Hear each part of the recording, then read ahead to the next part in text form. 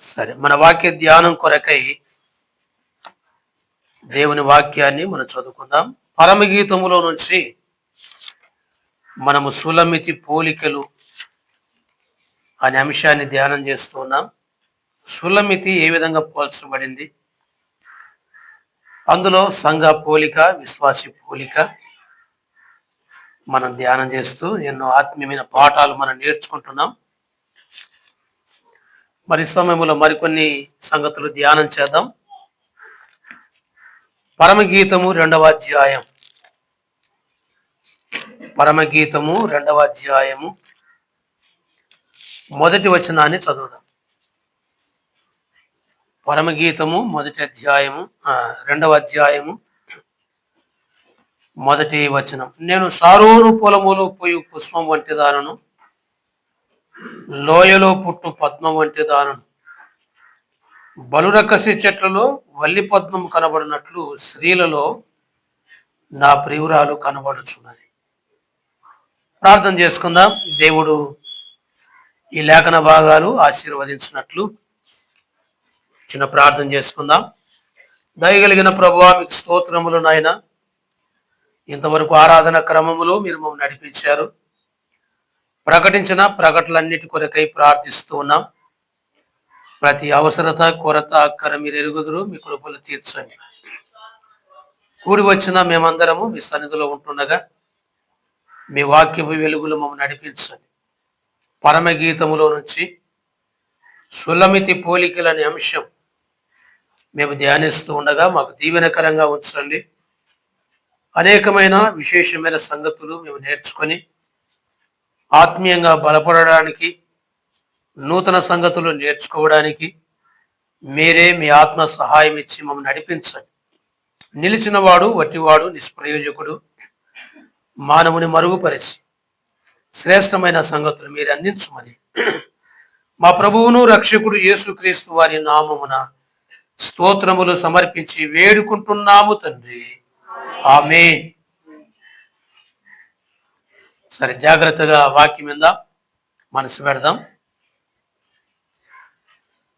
ఈ 2వ అధ్యాయంలో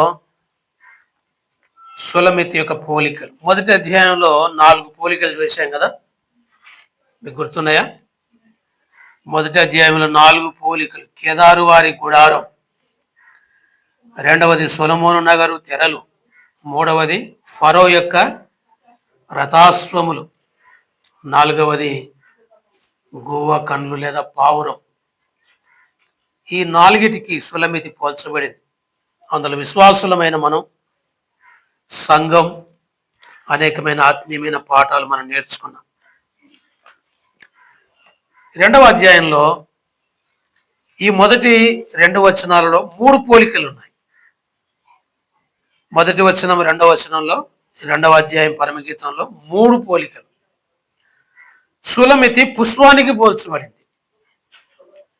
ఈ పుష్పము కూడా 3 స్థలాల్లో ఉంది. వింటున్నారా? అందరు జాగ్రత్తగా వినాలి, మనసు పెట్టండి. సులమితి పుష్పానికి పోల్చబడింది. ఈ పుష్పము 3 స్థలాలలో ఉన్న పుష్పం. 3 స్థలాలలో ఉన్న పుష్పం. ఒకటి సారోను పొలములో పూసిన పుష్పం, 2వది లోయలో పుట్టిన పద్మం, 3వది బలురకసి చెట్లలో వల్లి పద్మం. పద్మం అన్నా కూడా పూలే. పుష్పం, పూలు, పద్మం